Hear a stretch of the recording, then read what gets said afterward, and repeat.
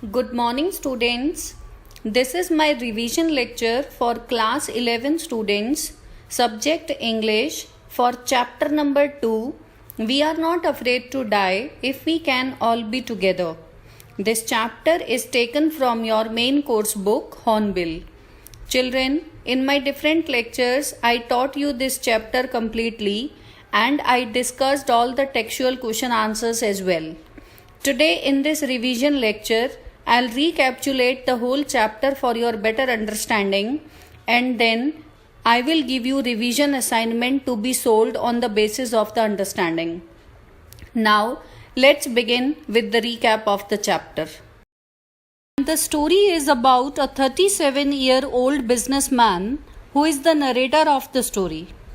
He has a wife named Mary and two children, Jonathan, aged 6, and Suzanne, aged 7. He and his wife both dream of a voyage. Voyage means sea journey around the world on their ship Wave Walker. The ship which they chose for their voyage was named Wave Walker by the narrator, which is a 23-meter long, 30-ton wooden hull, just like that of the famous Captain James Cook. The whole family started sailing from Plymouth, England on July 1976. The initial phase of the 3-long journey was from Africa to Cape Town. It was pleasant. While heading east along with two newly hired crewmen, strong waves hit them and their survival became a question. This story tells us how they fought each day and survived till the end.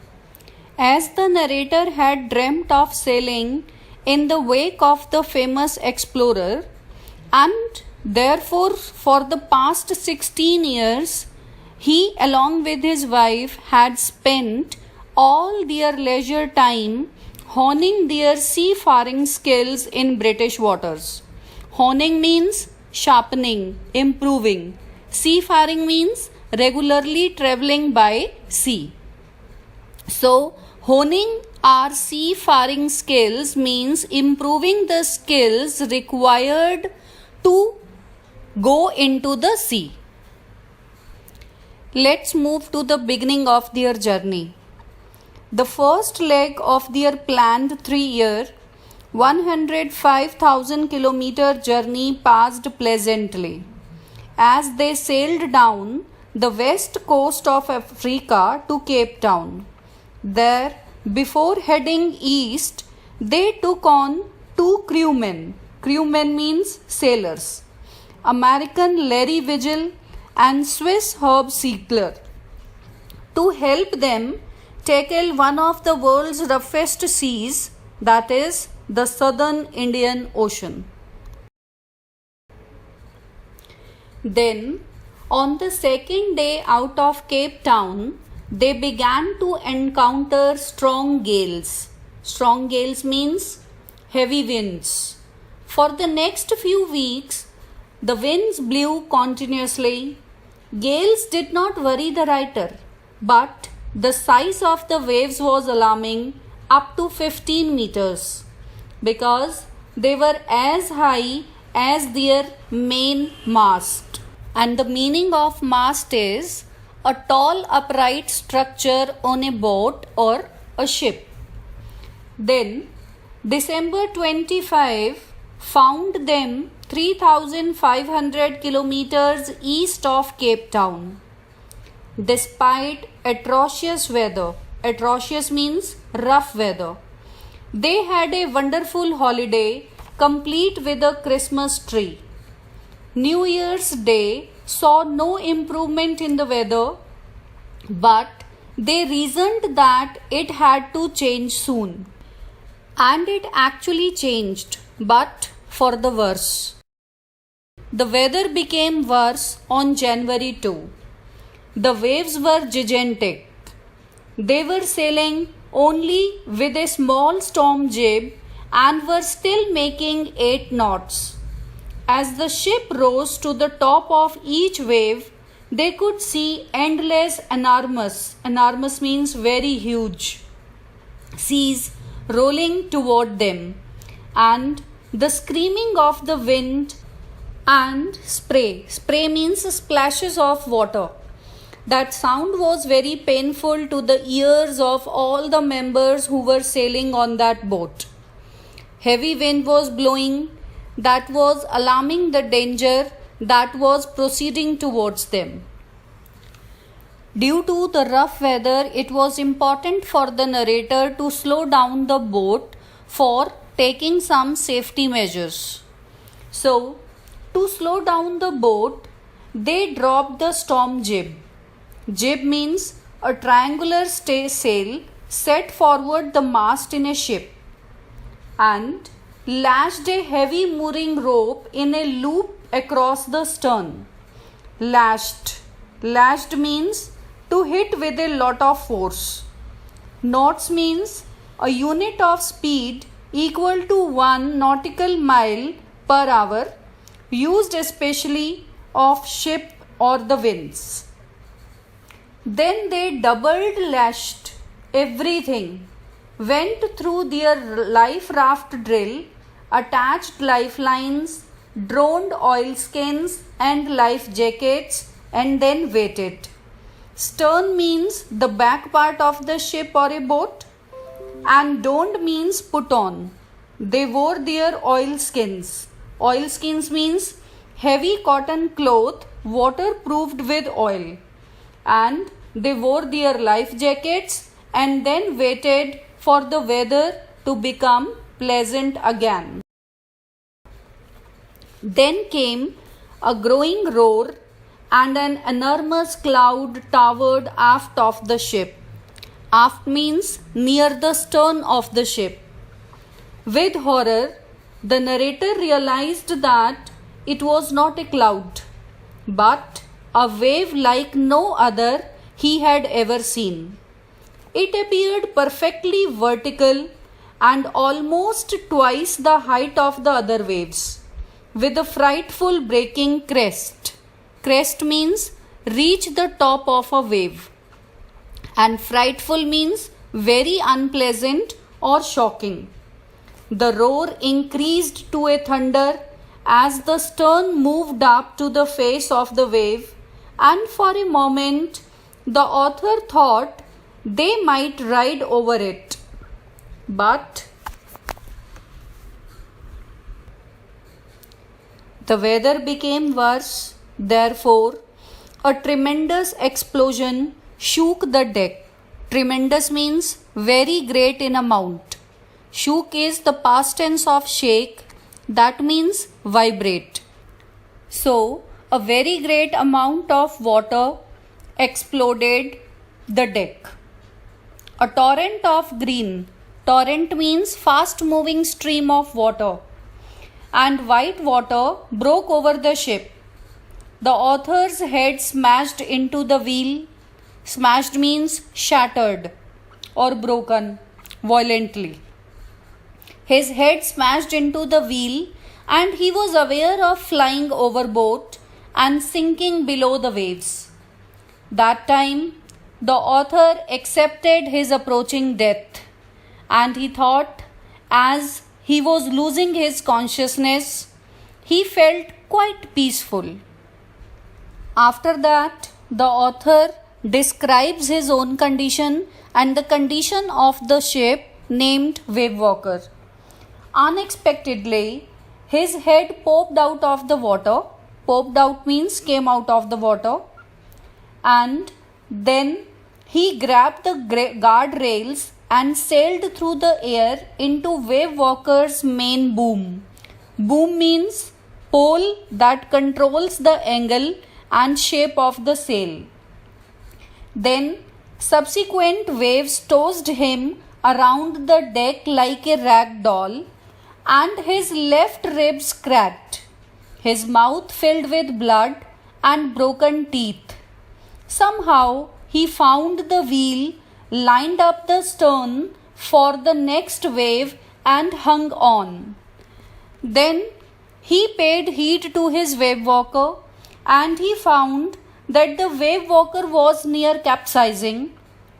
Capsizing means be overturned in the water, and the mast of the ship almost got horizontal because a wave hurled it upright, and then he found the decks of the ship were badly smashed and broken timbers hung at crazy angles.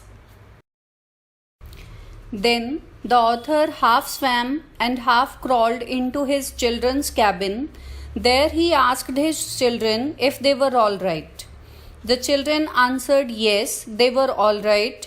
Then Sue showed him that her head got hurt, and due to that she got a big bump above her eyes. Bump means swollen part. And her head had also swollen, and that was aching. Aching means paining. She got her eyes blackened and there was a deep cut on her arm. But she did not mention all this to her father, as she knew their father was quite busy in saving the life of all the people who had boarded on the ship. Therefore, this girl gave an example of bravery, and she was courageous enough not to disturb her father when it was a crucial time and the father was extremely busy in making all the repairs possible of the ship. As the author noticed that their ship had been broken due to a heavy wind into the sea, therefore it became important for them to take some corrective actions to protect that ship before it is sunk completely into the sea. Therefore, the writer handed over the wheel to his wife because his wife Mary shouted that the decks of the ship were smashed and they were all full of water. Then he gave the wheel to his wife and started working on the corrective actions. Then he found that Larry and Herb, both the crewmen that boarded with them into the ship, started pumping the water like madmen. They noticed broken timbers, timbers means wooden pieces, were hanging at crazy angles. The starboard side bulged, bulged means swollen inwards. Clothes, crockery, charts, tins and toys sloshed about in deep water. Then the author somehow found a hammer, screws and canvas. He struggled back on deck with the starboard side bashed open. They were taking water with each wave that broke over them.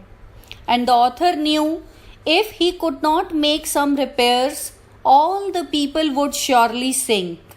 Somehow he managed to stretch canvas and secure waterproof hatch across the gaping holes. In order to cover those gaping holes from where the water was coming into the ship, he decided to cover them, he decided to repair those gaps. Some water continued to stream below, but most of it was now being deflected over the side. Other hurdles in the endless night. More problems arose when hand pumps started to block up with the debris floating around the cabins and the electric pump short-circuited. Debris means rubbish. Then the water level rose threateningly. Back on deck, the author found that there were 2 spare hand pumps which had been wrenched overboard. Wrenched means pulled suddenly or removed, along with the forestay sail, the jib, the dinghies and the main anchor. Forestay means a rope to support ship's foremast, and dinghies means a small boat for recreation with mast on sail.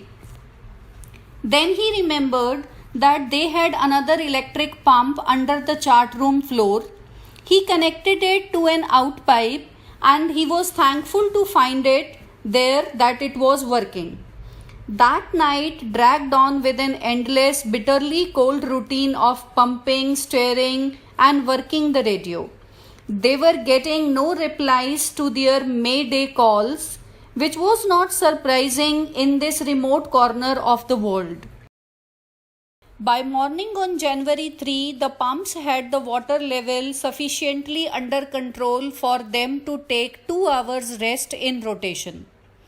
But they still had a tremendous leak or somewhere below the waterline, and on checking, he found that nearly all the boat's main rib frames were smashed down to the keel.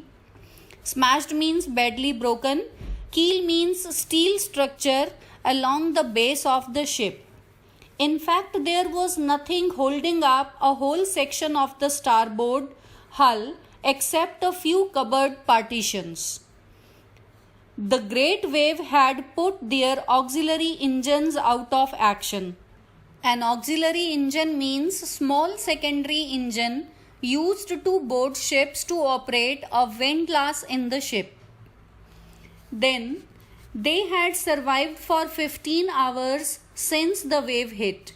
But now he knew the wave walker would not hold together long enough for them to reach Australia. There was only one hope in the vast ocean which the author calculated in his charts. He checked his charts and calculated that there were 2 small islands a few hundred kilometers to the east, and one of them was Isle Amsterdam, which was a French scientific base, and he knew that it was their only hope to reach these pinpricks in the vast ocean. Pinpricks in the vast ocean means the 2 small islands in the vast ocean were very tiny, like the pricks caused by a pin. Basically, pinpricks means a prick caused by a pain. So the author thought that this island would be the only hope for their safety. But unless the wind and the seas abated, after 36 hours of continuous pumping, they reached the last few centimeters of water. Now they had only to keep pace with the water still coming in. They could not set any sail on the mainmast. Pressure on the rigging. Rigging means the ropes and wires supporting the structure of the ship, would simply pull the damaged section of the hull apart. So they hoisted the storm jib and headed for where the author thought the 2 islands were. His wife, Mary, found some corned beef and cracker biscuits, and they had their first meal in almost 2 days. Then their respite was short-lived. Respite means a short period of rest. It was short-lived because on the same day at 4 p.m., black clouds began building up behind them. Within the hour, the wind was back to 40 knots and the seas were getting higher. The weather continued to deteriorate throughout the night, and by dawn on January 5, dawn means early morning. By early morning on January 5, their situation was again desperate. John's motivational words. When the author found nothing to do, he went into comfort the children. He saw his son, Jonathan, sitting, and he asked, "Daddy, are we going to die?" The author tried to assure him that he would try to save all of them, but Jonathan said that they were not afraid of dying if they can all be together. He said, "Daddy, you, Mummy, Sue, and I, if are together, then he has no fear of death." The author could find no words with which he responded, but he left the children's cabin determined to fight the sea with everything that he had. To protect the weakened starboard sides, he decided to heave it with the undamaged porthole facing onto the oncoming waves, using an improvised sea anchor of heavy nylon rope and two 22-liter plastic barrels of paraffin. But all his efforts went in vain. He could not do much that he expected for his children to do. But the motivational words spoken by his son had filled him with new energy. The love and belief of his children finally forced him to take the final decision on January 6. The writer checked and rechecked his calculations, and they had lost their main compass, and he was using a spare one which had not been corrected for magnetic variations. He made an allowance for this and another estimate of the influence of the westerly currents which flow through this part of the Indian Ocean.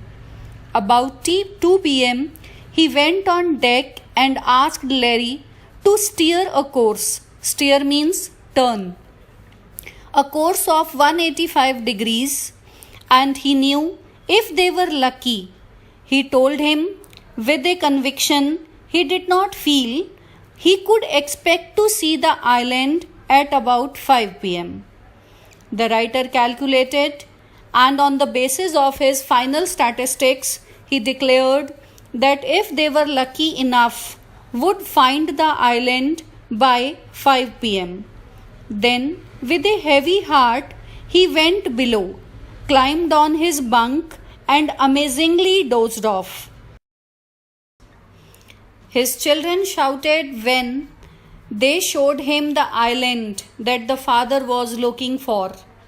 The island was a bleak piece of volcanic rocks with little vegetation, but they found as if it was the most beautiful island in the world because it was the island that made their survival possible. They anchored offshore for the night, and the next morning they found all 28 inhabitants of the island welcomed them and helped them ashore. With land under his feet again, the author's thoughts were full of Larry and Herbie, cheerful and optimistic under the direst stress, and of Mary, who stayed at the wheel for all those crucial hours. Most of all, he thought of a 7-year-old girl who did not want them to worry about a head injury, which subsequently took 6 minor operations to remove a recurring blood clot between skin and skull, and of a 6-year-old boy who was not afraid to die. The author realized it was the result of optimism that made their victory possible. So here children, the recapitulation of the chapter gets over, and now we will proceed to the revision assignment, and you are supposed to answer all these questions on the basis of understanding the whole chapter. Now you can see the revision assignment present on your screen, in which there are 8 questions to answer in 30 to 40 words each, and there is one long answer type question given to be answered in about 120 to 150 words. And I am sure that all of you will be capable enough to answer these questions in a better manner on the basis of the chapter I taught in the lectures and on the basis of this revision assignment I have given you today in this lecture. And you people are supposed to answer all these questions in your rough notebook, so that when I discuss all these questions with you or share their answers on EdQuark site, then you can match their answers with those solutions given by me, and then you are supposed to fare them out in your Fair English notebook. So, children, this is the end of my lecture. Thank you. Have a nice day.